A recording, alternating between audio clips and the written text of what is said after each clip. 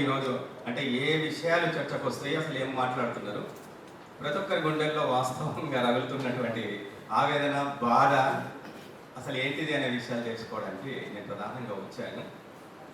14 సంవత్సరాలు అంటే ఈ 11 సంవత్సరాల తెలంగాణలో ముఖ్యంగా ఎందుకోసం మనం మౌనంగా ఉన్నాము, ఎందుకోసం ఒక తాత్సారం జరిగింది, అసలు భయపడ్డామా, మళ్ళీ తెలంగాణ కోసం పోరాడడం లేదా ఆకాంక్షల కోసం మళ్ళీ ప్రజల వద్దకు పోవడం కోసము ఈ ముఖం లేక చాటేసామా, అసలు ఏం జరుగుతుంది, వాస్తవానికి అవగాహన లేకుండా గడుపుతున్నామా? ఇందులో చాలా సంశయాలు, చాలా అనేకమైనటువంటి ప్రశ్నలు నాకు వస్తున్న సందర్భం.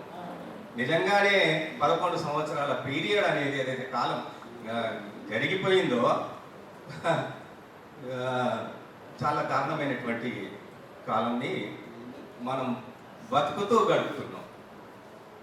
అంటే మళ్ళీ ఒక పోరాటం చేయాలి, మళ్ళీ ఆకాంక్షల కోసం మనం నిలబడాలి, ఒక ప్రజా వేదికను మనం ఏర్పాటు చేయాలి, ఆ ప్రజా వేదిక ప్రజల ఆకాంక్షల మేరకు పని చేయాలి అని చెప్పి ఏదైతే అనుకుంటున్నామో, ఏ ముఖం పెట్టుకొని మళ్ళీ మనం అమరవీరుల స్తూపాల దగ్గరికి వెళ్దాం, ఏ ముఖం పెట్టుకొని మనం శిథిలమైన ఏ కాస్త అసలే మారని ఈ సామాన్య ప్రజల దగ్గరికి మళ్ళీ ఏమని వెళ్దాము అనేది కూడా మనం బాగా ఆలోచించుకోవాల్సినటువంటి అవసరం ఉంది. అసలు మన ముఖాలు అప్పుడు పోరాడుతున్నప్పుడు ఉన్నట్టే ఇప్పటికీ మన ముఖాలు అట్లనే ఉన్నాయా? పోరాడడానికి ఇంకా సిద్ధంగా ఉన్న ముఖాలేనా?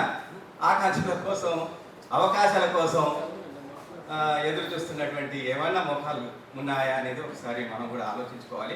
ఒక డిక్లరేషన్, ఒక డాక్ట్రిన్, ఒక మేనిఫెస్టో తయారు చేసుకోవాల్సినటువంటి సందర్భం ఉంది. ఈ తెలంగాణ ఆకాంక్షల తెలంగాణ రాకుండా బలంగా ఎవరైతే నిలబడ్డారో వాళ్ళ పేర్లతో సహా వాడు చేసినటువంటి ఈ దారుణాలు కనిపించని, అంటే కవులు కాళ్ళ కింద నలుగుతున్నటువంటి చీమ ఆర్తనాదాన్ని కూడా వినగలుగుతారు అని చెప్పి అనుకుంటామే, విత్తనం పగులుతున్న చప్పుడు కూడా మనం వింటాము అని చెప్పి అనుకుంటామే, మనం గుండెలు పగులుతున్నా కూడా స్పందించకుండా కాలాన్ని మాత్రం నెట్టేసుకుంటూ గడిపేసుకుంటూ జీవిస్తూ వస్తున్నాం. ఈ సందర్భం మాత్రం పోరాటానికి ఇక నుంచి మీతో పాటుగా నేను ఉంటాను అని చెప్పి ఆత్మగౌరవ, తెలంగాణ ఆత్మగౌరవ సభకు నేను చెప్పడానికి వచ్చాను. వీరులారా, ఉద్యమకారులారా, ఒక మంచి ఆలోచన, అంటే కేవలం అవకాశాల కోసం కాదు మనం మాట్లాడాల్సింది.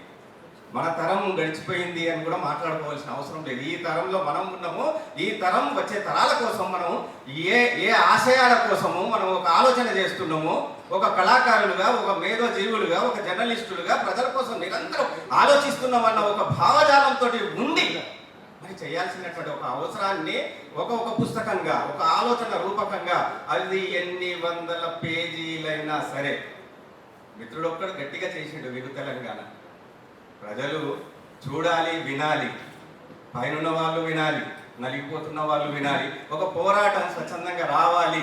బహుశా మీరే స్ఫూర్తి అన్న, ఖచ్చితంగా వినిపించాల్సినటువంటి తెలంగాణ మనం ఎవరికి వినిపించాలి, ఎవరిని దింపాలి, ఎవరిని నడిపించాలి, ఎవరి కోసం పోరాడాలి అనేది చాలా స్పష్టంగా, ముఖ్యంగా పతనమైనటువంటి తెలంగాణకి ప్రధాన కారకులు ఎవరో ప్రజలందరికీ గొంతెత్తి మనం చెప్పాల్సినటువంటి ఒక అవసరం అయితే ఇప్పుడు ఉంది.